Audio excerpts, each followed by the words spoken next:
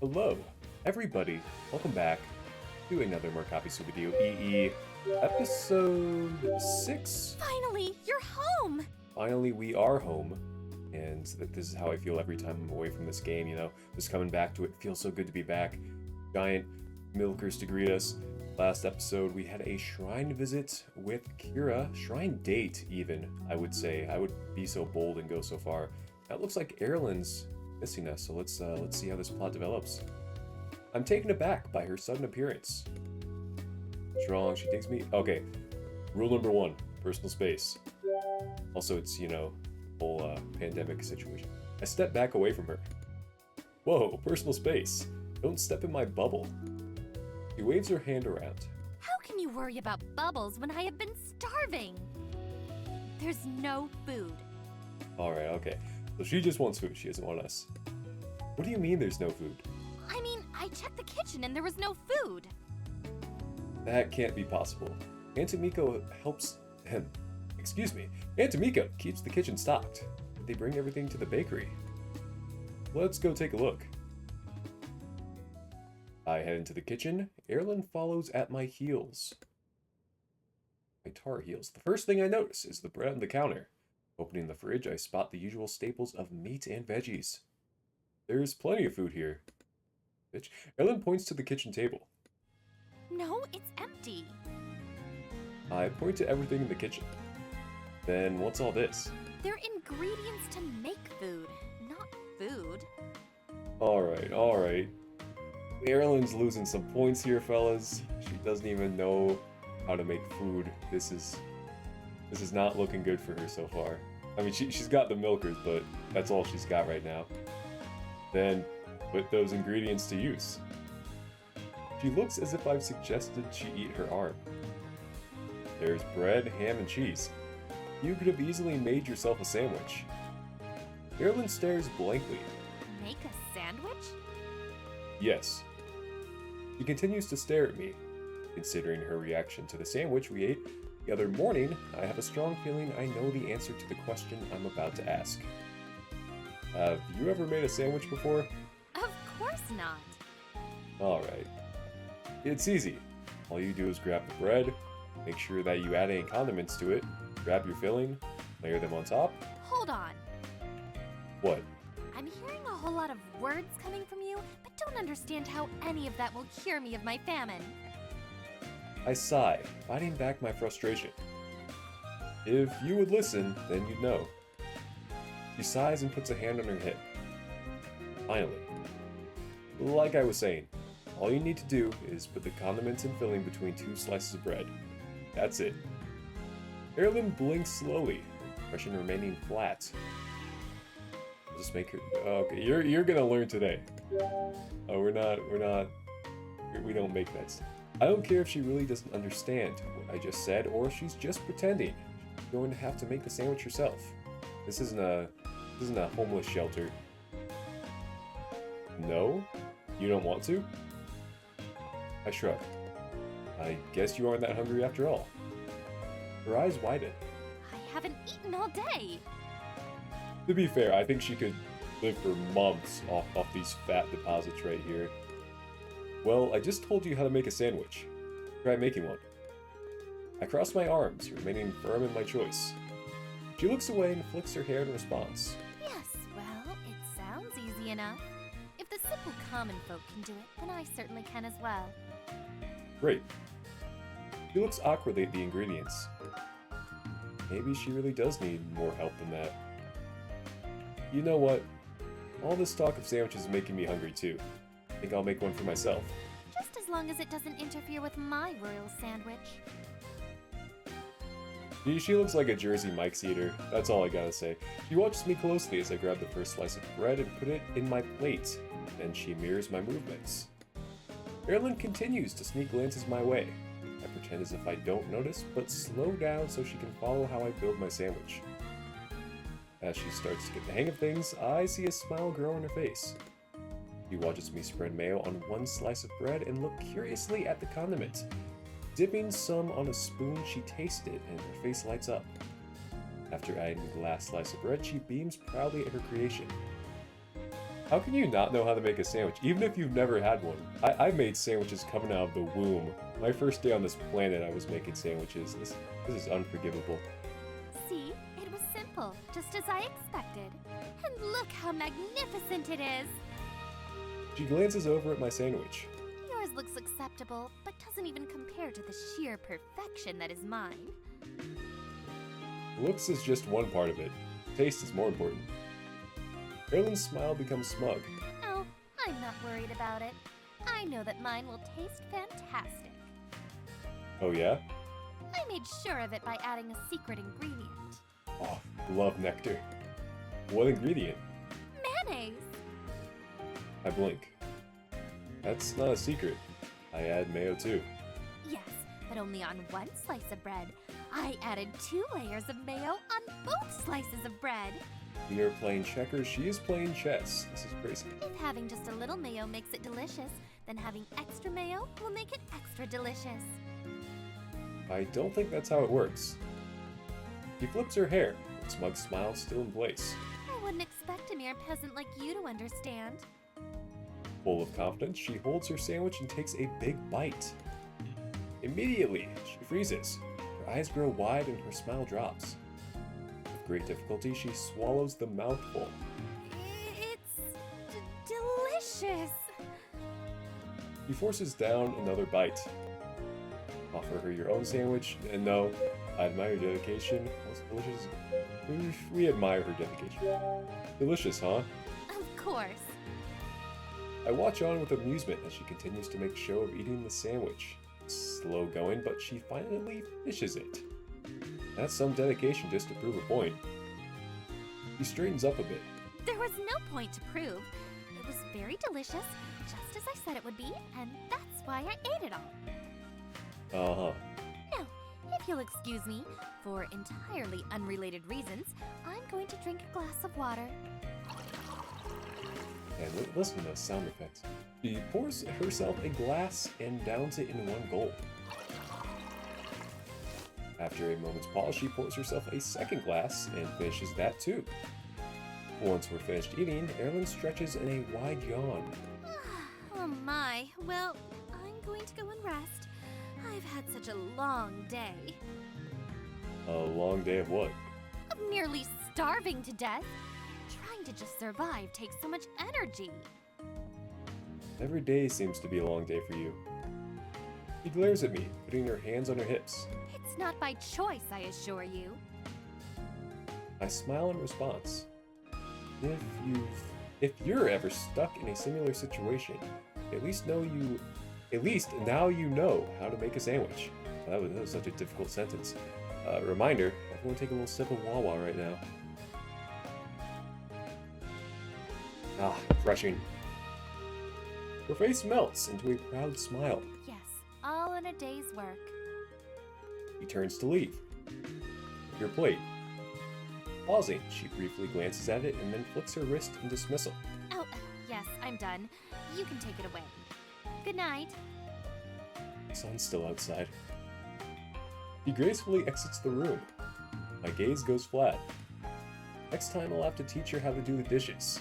I clear the plates and clean up the kitchen before going upstairs. Mina is still out with her friends, and Aunt Miko and Uncle Hajime are closing up the bakery. Taking advantage of the quiet, I get started on my homework. I work until I lose focus, and then I browse the internet for a bit, watching Brazilian when my eyes struggle to stay open, I get ready for bed. Before long, I'm fast asleep. Beautiful transition music. I love it. The sun shines through my window, burning away the fog of sleep. Blinking open my eyes, I glance outside. For once, I have no obligations. The thought energizes me and I get ready for the day. Both Mina and Erlen's doors are closed. That is fine with me. Could use a quiet morning. After freshening up, I head downstairs to grab a bite to eat. There's a lot of custard bread on the table with a piece already torn off. That must mean Mina is awake. She loves this stuff. I catch the savory smell of meat and see the steamer. Uncle Hajime must have prepared meat buns for us too. After eating, I clean up and relax in the living room. The ring of the doorbell surprises me. I'm not expecting anybody. Wonder who it is. When I open the door, I'm greeted by Kosei's smiling face. My man! Aren't you glad it's the weekend? I have the day off, so I thought I'd swing by. And he's looking dapper. Can we get some compliments in the chat for this man? He's looking good. You're looking good, man. Hey, come on in. He barely waits for me to step aside before he lets himself in, kicking his shoes off in the process. Feel like doing anything in particular today? Where should we go? I can't help but notice Kosei's choice of outfit. While his clothes are clean, they show a few signs of wear and tear. Most importantly, they're a few decades out of fashion. See, I just gave this man a compliment, and then the narrator over here is saying it's not in style. Man, no respect. None of that is surprising. Kosei has had his vintage style for as long as I've known him.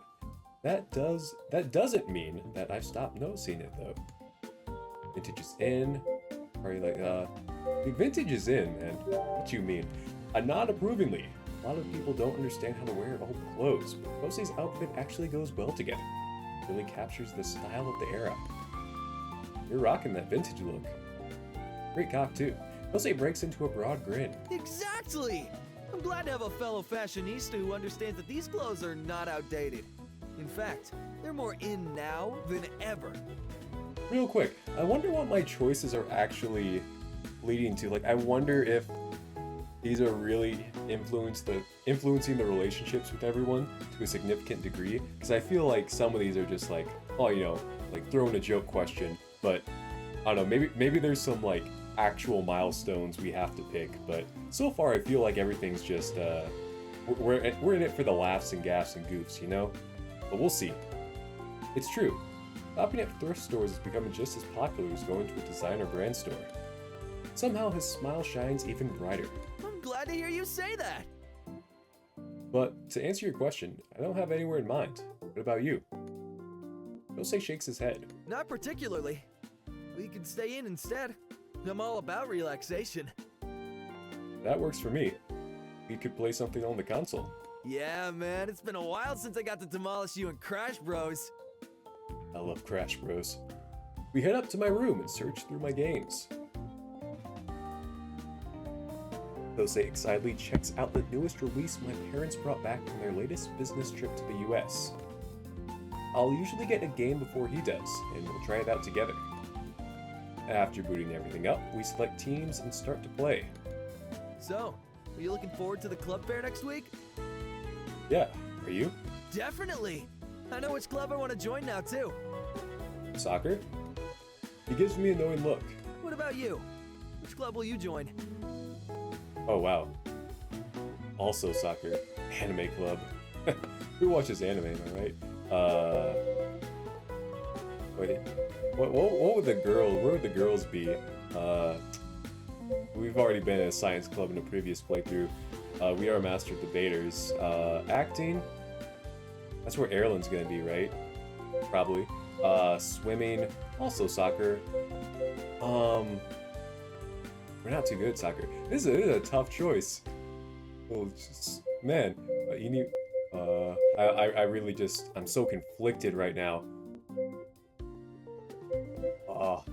Dude, we're master debaters. We gotta debate. With all of the practice I get arguing with Mina, I think my skills will best suit the debate club. A slight grin cuts across Kosei's face. You've had a lot of practice debating, huh? Yep. So you think you're pretty good? Still, yep. Oh, they're gonna make the joke that I just made. Would you consider yourself a master at it? Oh, it's coming. I frown. Don't you say it. Perhaps a master debater? Oh, man. Oh. See, having me say that, and then having them say it just makes my joke fall flat. Get out of my house. Kosei laughs. We continue to chat as we play, as in generally the trend with Kosei. The more into the game he gets, the quieter he becomes. Soon we're both getting into the competitive spirit as we play against each other. Suddenly a knock on the door interrupts us. Who is it? Kosei mutters under his breath. Must be Mina coming to kill the vibe. Big fat titty princess, actually. In response, the door burst open. Erlen stands in the frame. You can't just barge in here. I didn't. I knocked. You're supposed to answer my question and wait for me to invite you in. How tedious. I announced my presence by knocking. You'd find out who I was after opening the door. Kosei stares in wide-eyed wonder. He scrambles to his feet. That's Erlen! Yes. She's here! Yes. In your house! Still yes. Dressed like a hot fantasy princess! He likes to cosplay. Why do you sound like this is a totally normal situation? Wait, am I still asleep? That must be it. Kosei pitches himself and winces. Reality dawns, he turns to me for an explanation. Said that weird. Oh right, I guess we never mentioned Erlen's living situation to him. So, funny story, she actually lives here. She what? Kosei's eyes bug out, and his words are a choked squeak. Erlen waves her hand in front of her face, as if waving away an annoying fly. I require your assistance at once. I glance over to Kosei, back to Erlen. In case you haven't noticed, I'm a little preoccupied. She crosses her arms as her breast bounce. With what? I think you mean with whom? I point to Kosei, who remains frozen in shock and confusion. He glances at Kosei, then back to me. Well, Mina told me that the homework I was assigned needs to be completed. Okay. But she won't do it for me. That sounds about right. So I'm going to need you to complete it for me instead. Seemingly out of nowhere, she pulls out a stack of workbooks and drops it next to me. Smug smile, she turns away. I'll come collect it in the evening. What is even going on? Wait a minute. He pauses, fixing me with a bored look. Offer to help me. She's kind of demanding. I don't really like helping her. I mean, yeah, she has those fat mommy milkers, but still. I'll pass Erlen back to Mina, give her back her books. Ugh. We're gonna just pass her. I don't want to deal with this. Mina's more patient with this sort of thing anyway. You said Mina wouldn't do it for you, but did you ask her to help you? Erlen crosses her arms again, her breast bouncing in the air, her eyes flashing. Of course I did. But Mina is assisting her mom right now and can't help me. That leaves you. I push down the jolt of irritation. I don't think she'll leave me until I agree. Leave me alone until I agree. Fine, I'll help you. Erlen sighs and settles at my desk, resigned to her fate. Very well. If that's how it must be, then let's get started. So what's Kosei gonna be doing this whole time? I meant later. I'm still hanging out with Kosei right now. Erlen furrows her brow. What's a Kosei? Did you say that before? At the mention of his name, Kosei awakens from his stupor. He jumps up. Me, Erlen? I'm a Kosei! I'm Kosei!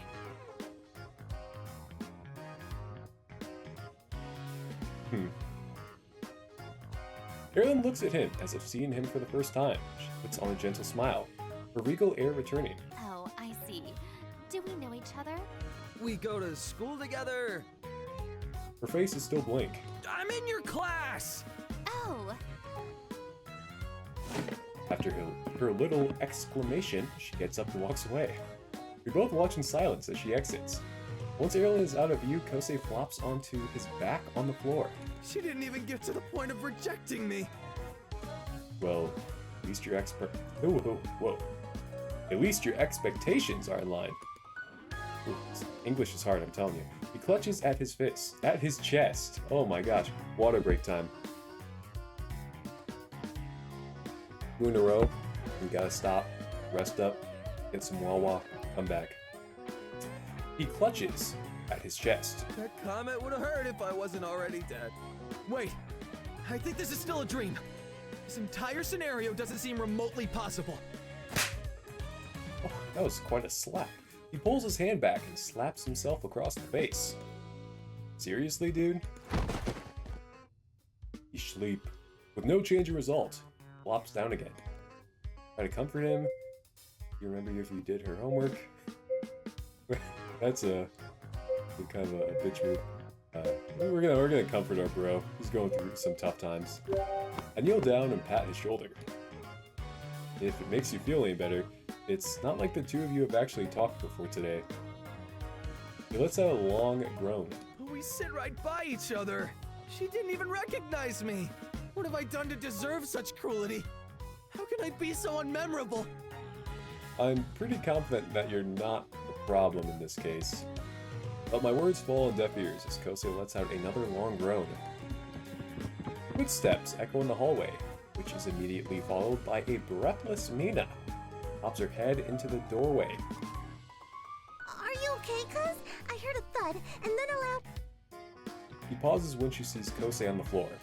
Straightening back up, concern melts off her face. Oh, it's just Kosei. And I'm not standing for this Kosei abuse. Just as quickly, she turns away. Well, that was record timing. Maybe the hilarity of the situation will pull Kosei out of his mood. Hey, Kosei. He continues to stare at the ceiling. Yeah. You seem to be pretty proficient at repelling women today. Ree! Okay, autistic screeching. This game has it all. I'm just so... every orifice is just filled with pleasure right now. Kosei finally sits up. His face is grave as he returns to his feet. I need to go home, man. Why? What's wrong? Kosei shakes his head. I need to do some introspection or something and reevaluate my life. Or we could just keep gaming. He shakes his head again. No, not even video games can fix this. I'll see you later. Kosei shuffles out of the room. Follow him to the front door and send him off. I am my best to encourage him. He'll be fine. I'm sure of it. Well, pretty sure of it. Anyway, Kosei having a temp life crisis and Mina at work, I have some free time. Who should I hang out with? Ooh. Okay. This is the first choice that actually seems like it means anything. You know when you have two choices as opposed to 5 or 4, it actually means something. I'm gonna take some water here. Think about my thoughts and do some introspection. I could leave it as a cliffhanger. You know, we've been kind of mean to Erilyn, but, you know, we could hang out with her. Oh, man. We're going, Kira. I wonder what Kira's doing. Seems interesting, and it might be fun to do something outside of school or investigating Erilyn's situation. Maybe I should see what she's up to. I pull out my phone and dial her number. She picks up after a few rings. We're not even texting, we're just calling. The balls, the massive balls we have. Hello? Gosh. Hey, Kira, how's it going? Well, She doesn't add anything else. While paused, she finally speaks. did you discover something new about Erilyn's predicament? No. I was just wondering if you wanted to hang out. No response. Play hard to get. Wait for her to respond. Hello? Kira, are you still there? Nothing. Hello? Still nothing. Did we get disconnected? Oh, You sound surprised. So, are you free? This isn't looking good. She pauses. not exactly. I'm about to attend a comedy show. Huh? He doesn't strike me as someone who's into that. I see. No worries then. That sounds like it'll be fun. It takes another few seconds for her to reply. Do you like comedy shows? The question catches me off guard, but I quickly recover. I've never been to one, but I'd like to check it out sometime. I see. Please invite. Another pause. Would you like to go today? Not! Is Kira asking me out on a date? Not! She's usually more reserved and aloof. Maybe I'm thinking too much into this. He means as friends, it's a date. Sure, why not? we don't want to go or anything. Meh, who cares if it's a date or not? comedy show sounds fun, so I may as well go. Sure, I'll go. Cool. I have an extra ticket you can take. Oh, did someone cancel on you? No. So she has 2 tickets but was planning on going alone. Strange. Let's meet there in half an hour. Okay, cool. See you then. After we hang up, Kira texts me the address to the local venue, and I hurry to get ready. I throw on some jeans and a t-shirt. These things are normally pretty casual. Once I'm satisfied, I scarf down a quick meal and make my way outside. Well, hot dog. Got ourselves a little date. The walk isn't too bad. Even though the hour is late, the sky is still light, so I have no trouble finding the place. A soft breeze ruffles across my skin the whole way, making the trip easy and relaxing. I find Kira standing inside the auditorium. Most of the seats are starting to become filled. Hey. This is a perfect venue for a date. She looks up. Hi. Thanks for inviting me to come along. Nods in response, hands me a ticket. Thanks. How much do I owe you? Don't worry about it. Okay. Kira's getting points, like, if she's just gonna pay for our expenses, she's just gonna buy us Bitcoin and she's just gonna get us all these gifts. She's cute. I mean, I don't see the cons. If someone could point out a con to me, I'd love to hear it, but man, I blink. Really? Yeah, they were a gift from my parents. No wonder she has 2 tickets. Her parents must have given her one so she could invite a friend. Smile. Ah, okay, thanks. Together, we head inside, and at the door checks our tickets and guides us to our seats. Wait. Just a stripper pole? Or is that a microphone stand? Okay, it looked like it was connected to the ceiling for a second. So, like going to see some dude cock. It's front and center. That'd be pretty epic. It's pretty crowded. The club is low lit with tables and chairs scattered about. There's a stage with a microphone set up in front of a row of curtains. See, okay, it is a microphone. So, do you go to these shows a lot? No, not very often. As if on cue, a man wearing jeans and a Hawaiian shirt walks onto the stage. He sets down a bottle of water and picks up the mic. Good evening, Matsukaze. I'm Joey Fallon. It's great to be here with you. Oh, I love Joey Felon. Everyone breaks out into applause. He grins and walks across the stage. Oh, wow, applause. I didn't expect to get the royal treatment when I signed up for this thing. Oh, Joey Felon, you make us laugh so. A few chuckles sprinkle across the room. He steps down the stage and wanders through the audience. I'm surprised to see so many adults here. Not that I'm complaining. Normally I attract the edgy kids who mistake this place for an actual nightclub. When you title something club, it's bound to happen, am I right? Joey Felon back at it again with the jokes. He passed by our table and suddenly stops, pointing to Kira and me. Like these two. Are you kids even 18? My cheeks flush at the attention. I open my mouth to answer when the comedian raises a hand. Yeah, don't answer that. I don't need another call from my lawyer. The crowd breaks out into more laughter. Kira looks around her but otherwise keeps her cool facade. Joey grins. He leans the mic towards me. So, are you two on a date?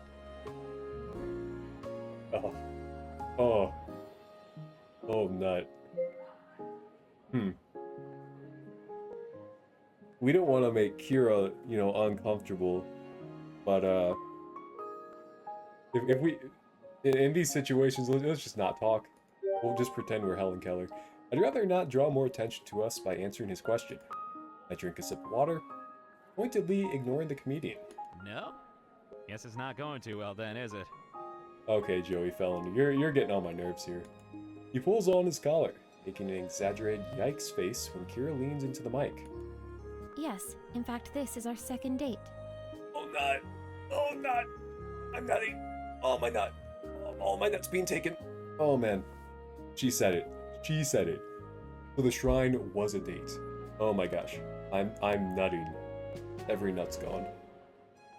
I choke, inhaling my drink. Oh god, it's happening. She's touching it. The crowd erupts into laughter. I feel coughing and trying to catch my breath. What is she doing? Joey lifts his eyebrows in amusement. Are you sure? It looks like that's news to him. Play along, she must be joking. Oh, well, if she is joking, oh, we gotta play along.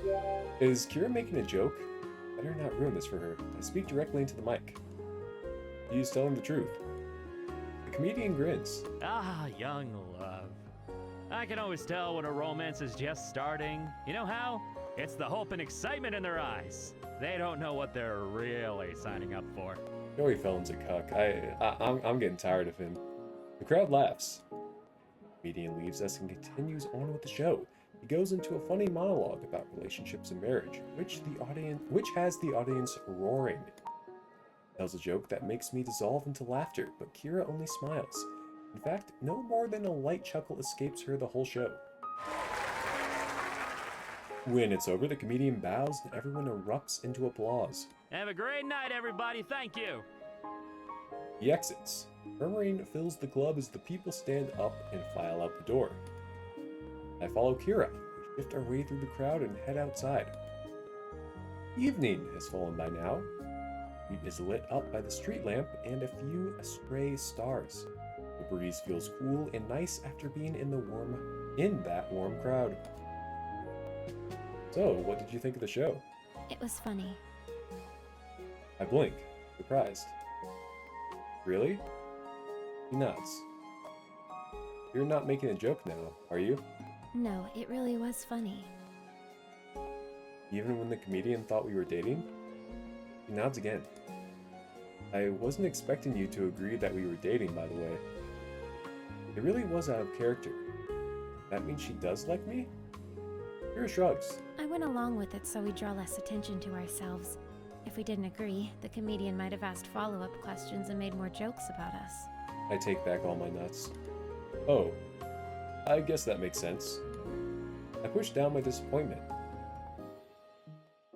Well, we begin our trek home, side by side. Did you think he was funny?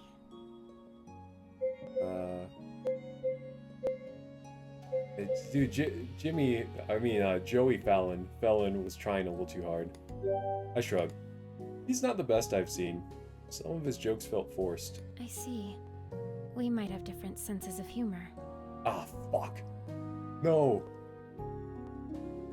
Oh, man. This is why you don't lie. And we're not going back and saving. We don't do this. We don't do the save file, jump back, and make the right decision. We live with our choices. The Markapi Soup channel is the place where we learn lessons. This is unfortunate. Not only did our nut get retracted from us, but we made the wrong choice, fellas. I'm sorry. To be honest, I was surprised you suggested a comedy show to begin with. How come? I don't know. You just never struck me as the type to enjoy it. Oh. Silence falls between us. Kira keeps up her steady pace beside me. After a moment, she takes in a slight breath. If it weren't for my parents' tickets, I wouldn't have gone.